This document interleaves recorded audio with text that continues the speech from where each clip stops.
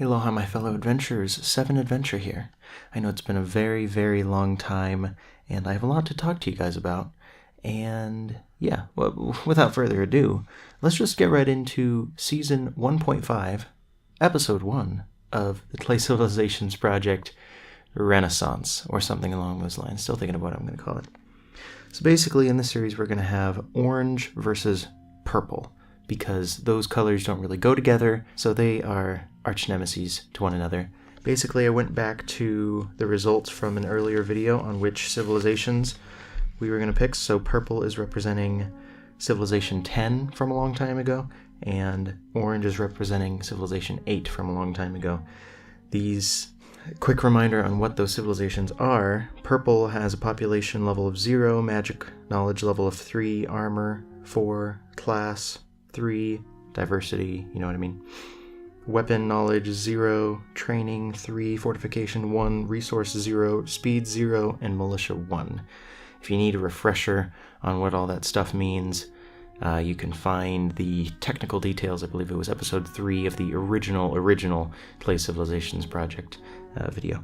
And then orange has population 4, magic 0, armor 3, class / diversity 1, weapon 0, training 0, fortification 0, resource 5, speed 1, and militia 1.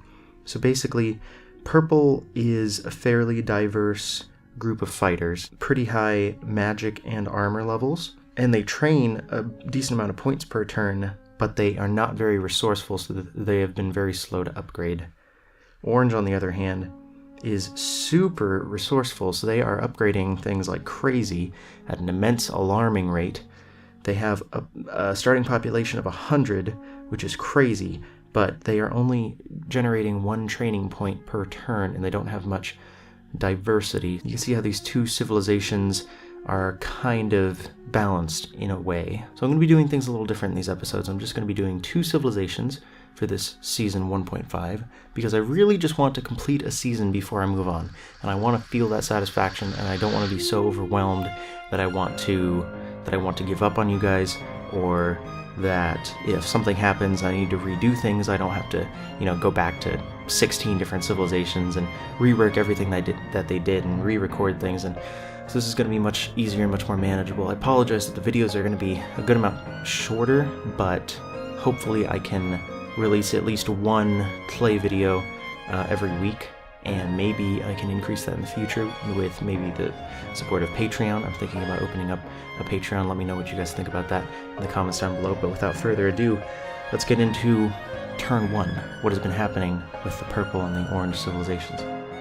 So turn 1, purple has already hit their maximum population of 22, not very much at all.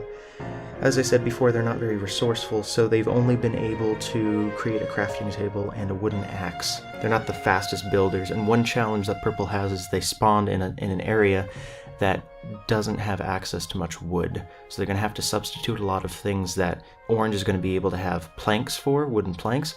Purple's going to have to use cobblestone, which is going to be much more expensive to get, and so their lack of resourcefulness plus the difficulty in their terrain, it's not looking very good for purple as far as that goes. Orange is at a population of 103 out of 110, and they have been resourceful as all hell. They've made a crafting table, they've made a stone pickaxe, a furnace, a stone axe, so they are gathering things at an alarming rate, and they have all these leftover materials.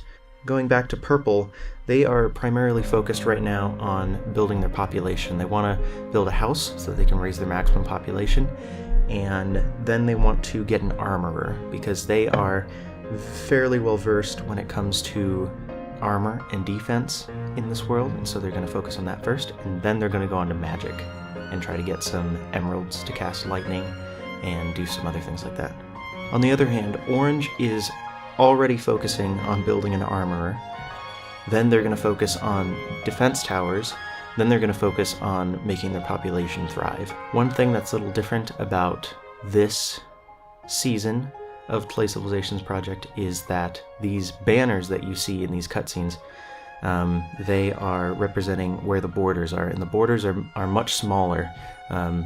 Clay soldiers aren't going to be able to go out as far to gather resources, so the only way to expand their borders is to produce a defense tower.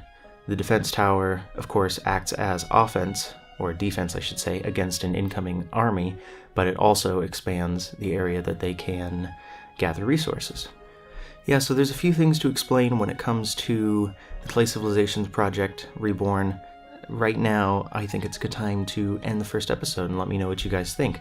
Thank you all for watching. Sevenadventure signing off. Please rate, comment, subscribe to become an adventurer today, and I will see you all in the next episode of the Clay Civilizations project, Season 1.5. I'm also planning on releasing 3 videos this week just to kind of make up for all the time that I've been gone. I hope you all enjoy that. Let me know what you guys think as far as would you support the channel through Patreon, and I'll see you all in the next episode of the Clay Civilizations project. Sevenadventure signing off. Bye!